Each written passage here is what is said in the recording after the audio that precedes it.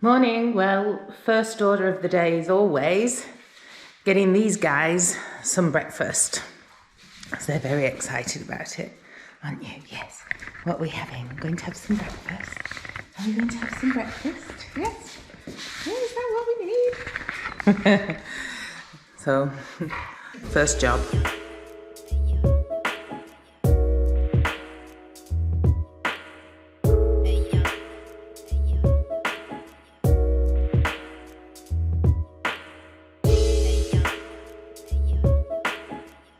The next thing on the agenda is Beau's medicine because he's epileptic and he has dozens of tablets to take.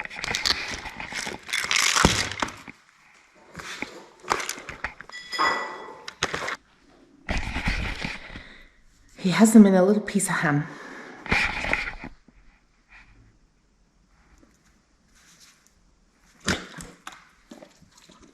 And a little bit for Bella, because she doesn't want to be left out. Oop, look at that. Next on the list, the cats. And so I just need to check what's on the agenda today. I know I've got various coaching meetings. And we also have a workshop late this evening, which is something that we're attending as a company. It's actually Carol Sanford's regenerative business development mastermind program, and we are prioritizing that, the topic of regeneration this year. And that means also for our own business as well as for the practices that we help. Okay, so I just have a couple of meetings today plus the workshop. But I also have a list of stuff that needs doing, pages that need writing for the website, a few admin things I need to catch up on, and also some planning for some work in my corporate practice. Because I have meetings starting next week with different companies.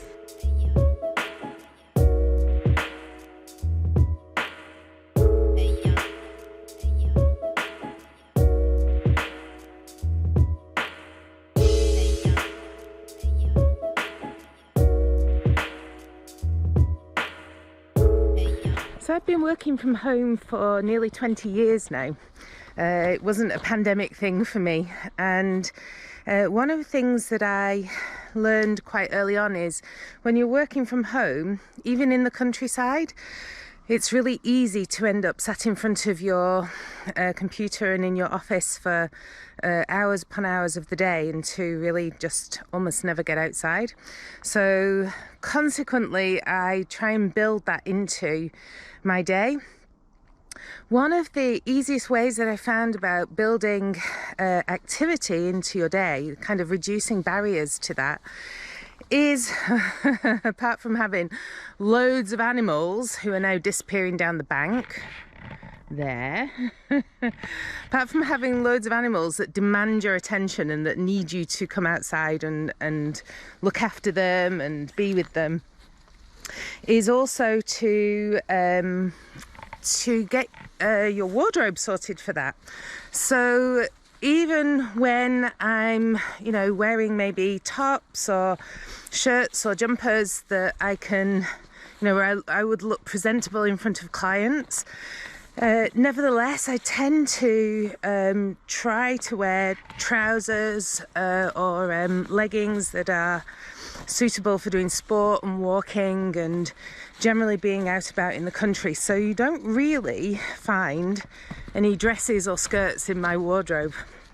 And that's even more so now since the pandemic, because the in-person working has really shifted to being almost nothing. So I don't tend to have or use that kind of formal business wardrobe anymore. And so this is I have a black turtleneck on today, but I don't know if you can see, but I have kind of these leggings on at the moment, which are kind of active joggers. And you know, when I'm climbing through the fence to go and see the horses, or when I'm walking up and down banks to walk the dogs, or chasing the cat to try and catch him from doing something, then it's a lot easier to have that kind of active office and home lifestyle when you don't, for me anyway, when I don't have a dress or a skirt getting in the way.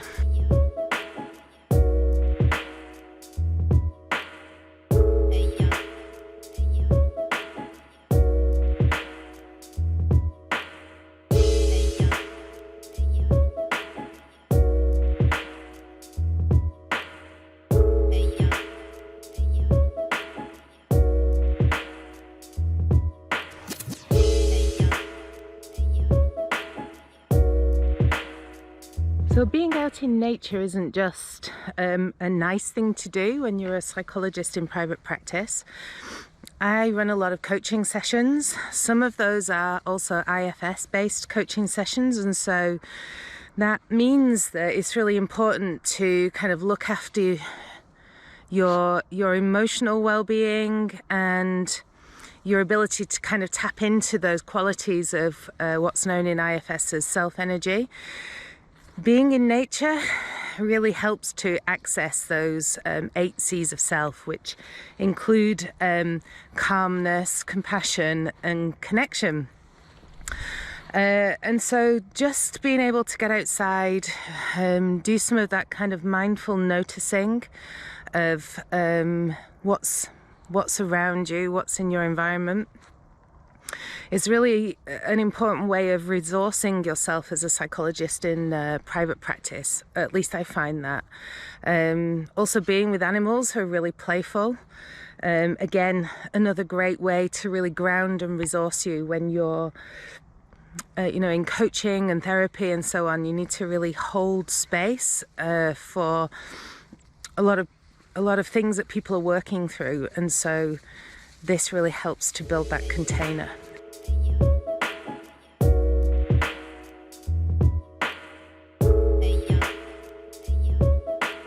The frost has really done some kind of beautiful things overnight. Look at this tree above.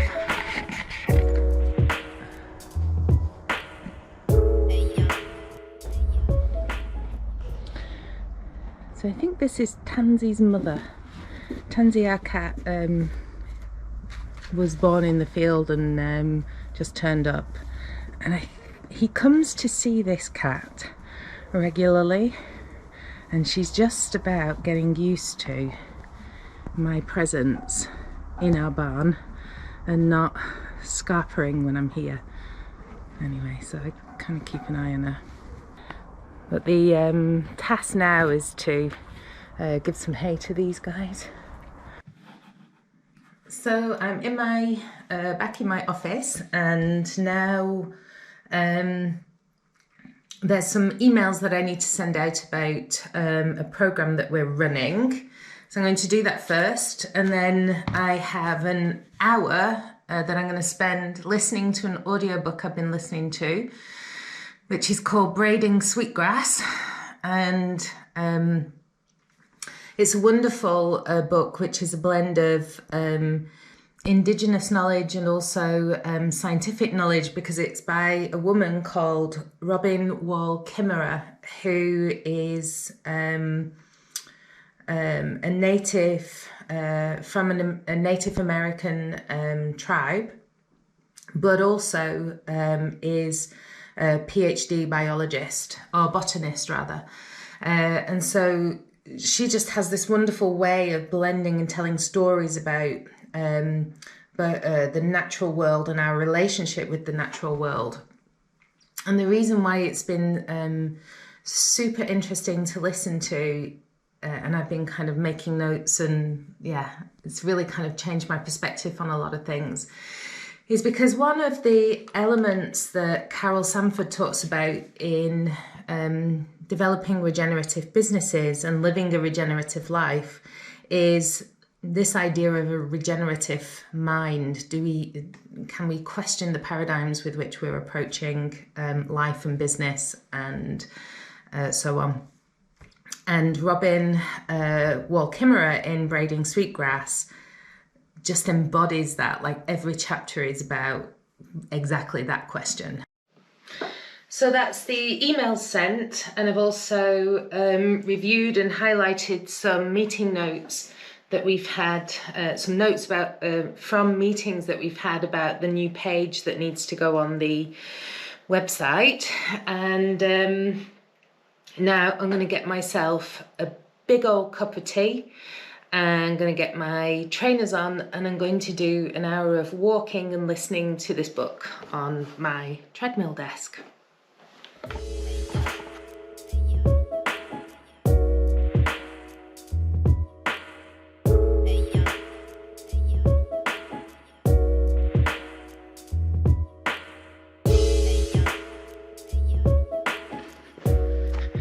Just came outside to make sure the horses have got water in their buckets.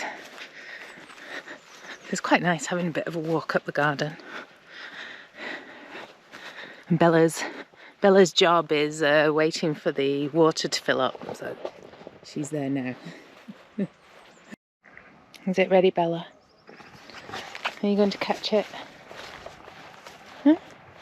Are you going to catch the water? Get it. Get it. That's it. You got it. Good dog. Yeah. Make sure that water doesn't run away. That's it. Good dog. You got it? Right, that's it. It's done now. It's not coming out. Bella's an Australian Shepherd crossed with a Border Collie, so she likes having jobs. And one of the jobs that she has is making sure the water doesn't, not too much water escapes from the hose pipe. So that's her thing.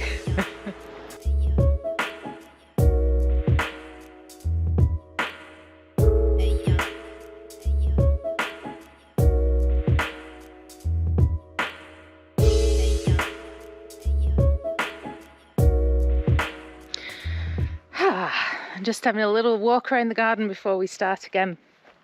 So, as I mentioned earlier, it's a bit of a development day today, in that we, certainly today anyway, I had to do some work, kind of going through meeting notes and so on one of the new programs we have launching, for which a new website page needs putting out there as soon as possible. And then you know, some time spent absorbing this new material from Braiding Sweetgrass, which the particular chapter I listened to was about appreciation and gratitude. And I think it was called the Allegiance to Gratitude. So that was kind of a cool way of thinking about it. Then I had a couple of meetings and a coaching session that I ran this afternoon, and now I'm just getting prepped because we're going to be in a workshop with Carol Sanford for 3 hours. I'm really excited about this because I find Carol absolutely inspirational, so can't wait to kind of get into it. I'm really looking forward to what it's going to be like, but that means I'm not going to be finishing until 9 o'clock tonight here, and therefore I want dinner to be ready or ready to go at least, and then I'm going to see if I can convince my husband to put the hot tub on, because we have a wood-fired hot tub and it's going to be a really cold, crisp evening. So I wouldn't mind ending my week with a hot tub under the stars. I think that sounds great. So I'll see you in a bit. I'm going to go and I don't know what I'm going to do, actually. I don't know. Bella's tearing something up over there, so I probably better go and stop the dog from tearing something up. Girly, What have you been doing? Bella loves eating plant pots. She likes it. She likes eating plant pots. This cute girl. Are you an attention hog? She's just an attention hog, this girlie. Oh, we love you so much. Yeah. No. I'm going to get some dinner. Yeah. I've got some dinner for her. Bob loves his mum too. Yeah. Bish, aren't you? Bichette. Well, we finished the workshop with Carol Sanford, and it's a very intense kind of workshop process. It's not anything about just sitting there and kind of listening to what Carol's saying. You know, she immediately kind of set out expectations that she wanted us to feel disrupted by the things that she was saying. And so and then you have kind of facilitation sessions with somebody who is there to kind of challenge and ask questions about the assumptions that you're making. The thing that I found particularly how can I put it, memorable, I guess, in the workshop was that Carol's edict, if you like, at the end of the workshop. So she exhorted us to get out there straight away. Like, there's no waiting for the end of this program before we go out there and start helping people to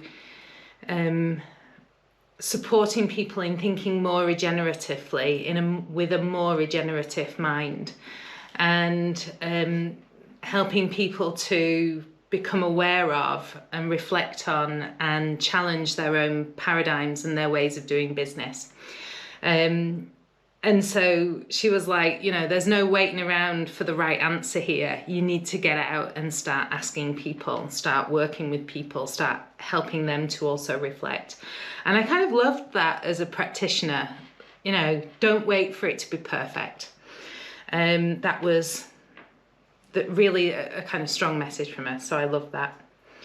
Anyway, I really hope that you've enjoyed coming along with me for this day in the office. Wasn't necessarily a typical day in some respects, in that there was much more kind of development and not as many meetings, but I hope that it gave you some insights into how varied a day in private practice can be. And that also you feel some kind of inspiration to get outside and kind of engage with nature in whichever way you can, and see that as part of your practice, not just a thing that you add on at lunchtimes or in evenings or in the morning, but really it's an integrated or an integral part of practicing as a psychologist. So thanks a lot, and see you next time.